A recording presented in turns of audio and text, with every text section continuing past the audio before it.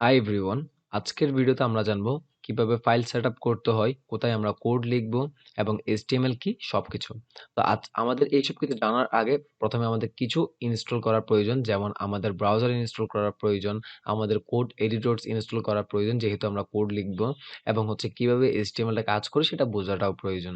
তো সবার প্রথমে আমরা চলে যাব কিভাবে আমরা কোন জিনিসগুলো কোথায় লিখবো সেগুলোর জন্য যে নেসেসারি জিনিসগুলো প্রয়োজন সেগুলো ডাউনলোড করে নিব এবং ওই জিনিসগুলো আমরা ইনস্টল করে নিব। তো প্রথমেই চলুন আমরা ব্রাউজারে চলে যাই। কোথায় থেকে কি করবেন সেটা আমরা জেনে নেই। আপনারা দেখতে পাচ্ছেন আমি ক্রোম ব্রাউজার ইউজ করছি। আপনারা হচ্ছে যদি চান যে আমার সাথে ক্রোম ব্রাউজার ইউজ করে কাজ করবেন, তাহলে নিশ্চয়ই আপনারা ক্রোম ব্রাউজারটা ডাউনলোড করে নিবেন। আমি লিংক ডেসক্রিপশনে দিয়ে দিব। অথবা আপনি ক্রোম ব্রাউজার ডাউনলোড লিখলে আপনারা নিশ্চয়ই ডাউনলোডটা করে নিতে পারবেন খুব ইজি ওয়েতে। যেমন আপনি এখানে যদি ক্লিক করেন তাহলে আপনাদেরকে এই ডাউনলোডটা করে নিবে এবং এর পরবর্তীতে আপনি ইউজ করে নিতে পারবেন।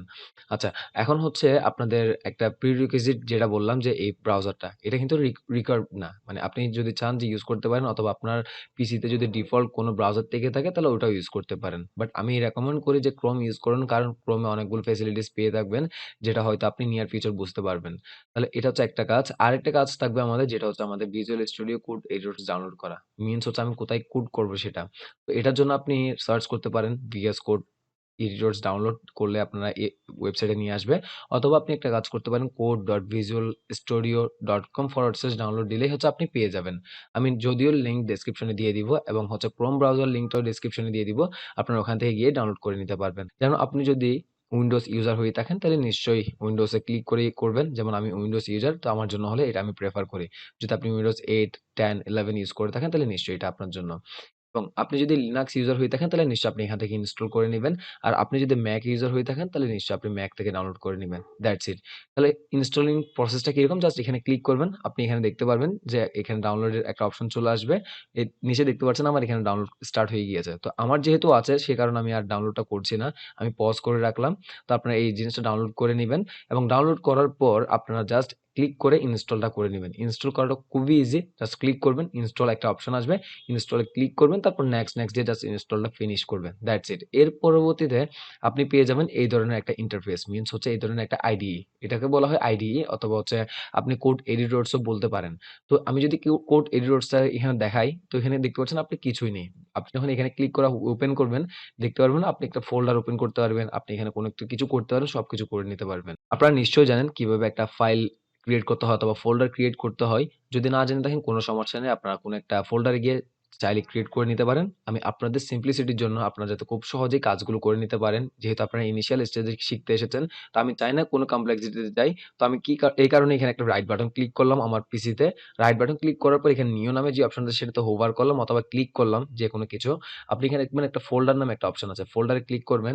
এটা হচ্ছে কি আমার একটা ফোল্ডার ক্রিয়েট হবে। তো এখানে আমি কি করতে পারি? আমি HTML টিউটোরিয়াল। আমি টিউটোরিয়াল লিখলাম এবং এন্টার দিলাম। তাহলে আমার একটা কি হলো? আমার একটা ফোল্ডার ক্রিয়েট হয়ে গেল। যেটা হচ্ছে ফুলি এম্পটি। আমি যদি এখানে ক্লিক করে দেখি, আপনি দেখতে পাচ্ছেন এখানে আমার কোনো কিছুই নেই। মানে হচ্ছে এটা একটা এম্পটি ফোল্ডার একটা ক্রিয়েট করা হলো। এবার আমি চাই আমার HTML যে টিউটোরিয়াল ফোল্ডারটা ক্রিয়েট করলাম, সে ফোল্ডারটা আমার ভিজুয়াল স্টুডিও কোড এডিটরস এর সাথে কানেক্ট করব। তাহলে সেটা আমরা কিভাবে করতে পারি? আমি ভিজুয়াল স্টুডিও কোড এডিটরসটা এখানে নিয়ে আসলাম এবং এখানে দেখতে পাচ্ছেন আমার উপরে ফাইলটা রয়েছে। তো আমি জাস্ট কি করব? এটাকে জাস্ট টেনে এনে এখানে ছেড়ে দিব। That's it. যদি টেনে এনে ছেড়ে দেই, দেখতে পাচ্ছেন আমার ভিজুয়াল স্টুডিও কোড এডিটরসে এটা রান হয়ে গেল। তাহলে আপনারা দেখতে পাচ্ছেন এখানে HTML টিউটোরিয়াল নামে যে ফোল্ডারটা আছে সেই ফোল্ডারটা এখানে করা আছে।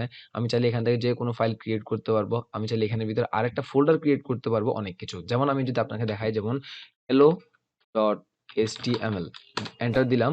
আপনি দেখতে পাচ্ছেন এখানের ভিতরে একটা hello.html নামে একটা ফাইল ক্রিয়েট করা হলো। যেটা আপনি এখানে আউটপুটও দেখতে পাচ্ছেন। আমি যদি এখন ডাবল ক্লিক করে যদি ওপেন করে থাকি, আপনি দেখতে পাচ্ছেন আমার ফাইলটা এখানে ক্রিয়েট করা হয়ে গেল। এখন আমি এখানে যদি আরেকটা ফোল্ডার ক্রিয়েট করতে চাই, তাহলে আমি এই অপশনটাতে গিয়ে একটা ফোল্ডার ক্রিয়েট করে নিব। যেমন hello, জাস্ট hello দিলাম। আপনি এখানে দেখতে পাচ্ছেন অটোমেটিক্যালি আপনি দেখতে পাচ্ছেন যে hello ফোল্ডার নামে একটা ক্রিয়েট করা হলো। That's it. আজকের ভিডিও এতটুকুই, এবং এর পরবর্তী ভিডিওতে আমরা কিভাবে HTML ফাইল কিভাবে ক্রিয়েট করব এবং কিভাবে HTML কাজ করে সেগুলো জানবো।